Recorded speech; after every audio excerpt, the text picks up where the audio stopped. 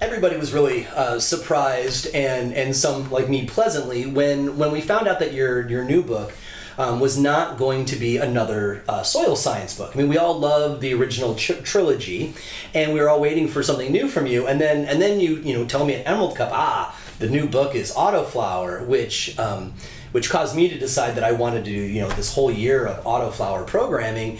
But for you, what inspired you to choose autoflowering cannabis plants as your new topic?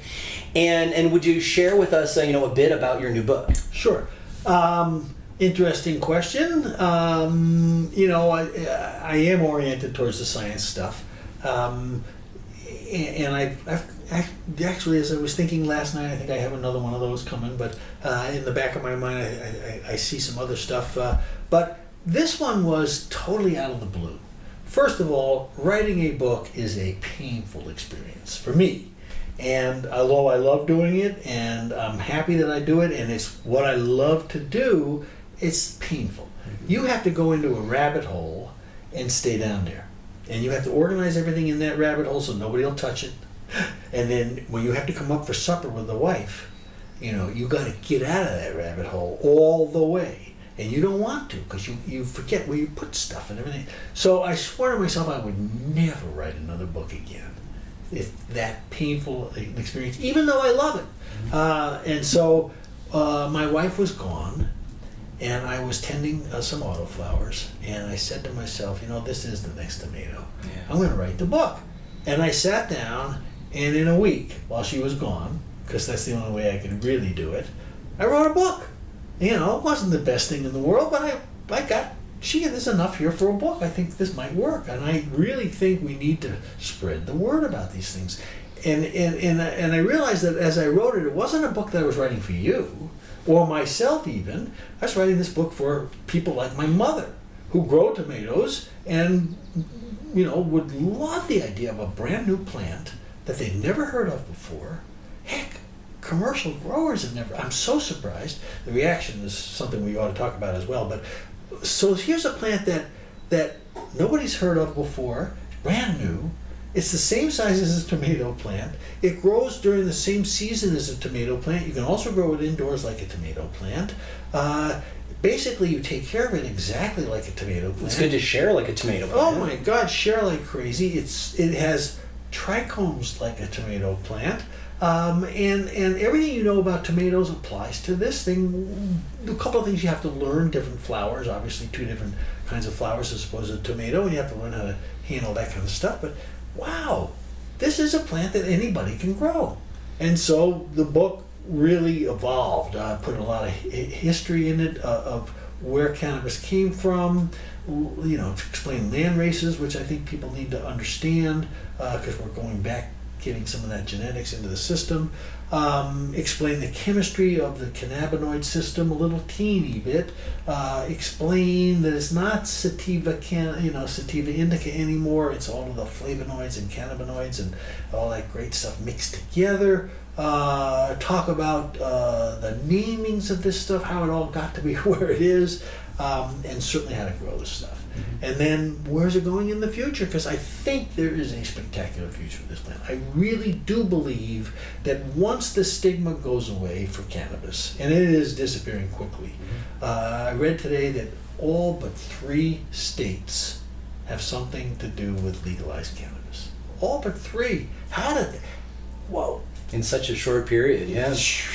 That stigma aside, you said earlier in your answer, you said, there's something worth to be said about the reaction of professional ornamental growers to the arrival of cannabis. What have you been seeing? Well, all of a sudden, even the nurseries that grow, begonias are beginning to think, hey, wait a minute.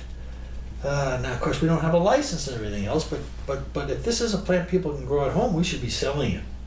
Now, lots of places I'm not even sure in Washington State you're allowed to buy plants, and for a while I don't think you were allowed to grow them. Well, you still can't grow them in Washington. Yeah. And then I know in New York State they're talking about legislation where they're thinking about banning the growing of plants. Whoa! This is a plant, for goodness sake! And so I think this book is going to. First of all, a lot of people who never heard of this plant they're waking up. Even commercial growers of cannabis have never heard of an autoflowering cannabis that's any good. I think once people start to see that this is a regular plant, the stigma starts to fall. It is just like a tomato. We don't limit people growing tomato plants. Why are we limiting, what do you mean I'm not allowed to grow this plant? It's legal.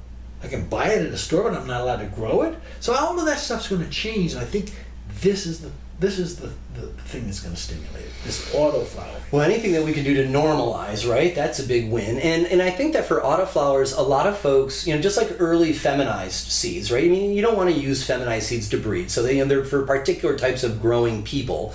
But I think autoflower is the same way. Some of the early stuff was a little sketchy, but the new wave of autoflowers are just like out of this world. They are out of this world, and it's gotten to the point where you want the seeds because it's that good. Yeah. Oh my God, I can make this even better by breeding it, and so I think we'll find a lot of it that will not be feminized, and I noticed that a lot of the companies are selling non-feminized autoflowers, which.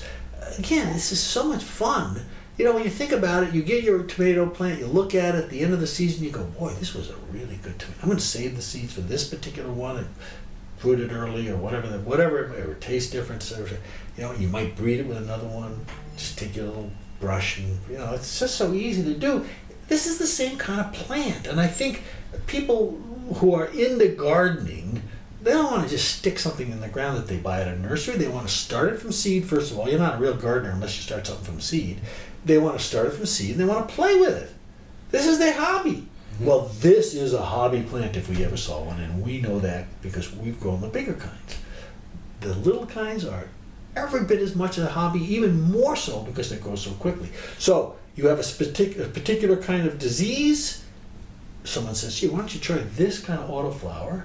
You grow it, you improve it, you're growing your own medicine, truly, in 7, 8, 9 weeks. Wow. Pretty amazing. Yeah. Pretty amazing. So it's happening, and that's why I wrote the book, because I think everyday gardeners are really going to get into this plant, not for the THC, not for the CBD, just because it's a fun plant to grow. And then within that, you find the parts you want. Right. Yeah. So the book comes out in October this year, 2019. You can pre-order it now, and the link to it on Amazon is in the first description. So Jeff, thank you so much for taking all this time. Those songs with singers and everything else, they compete and they give that a little announcement, and in the background the guy goes, vote for number 2. Buy the book. But don't forget the other ones either. Yeah, totally. Make sure you pick up the trilogy. The links to the trilogy is in the Soil Science trilogy are in the first description as well. Thank you for taking all this time to do this Shaping Fire session with me. I'm a huge fan, and it's great to be able to have this time with you. Well, thank you so much. Yours, and I thank you for having me. We're fabulous.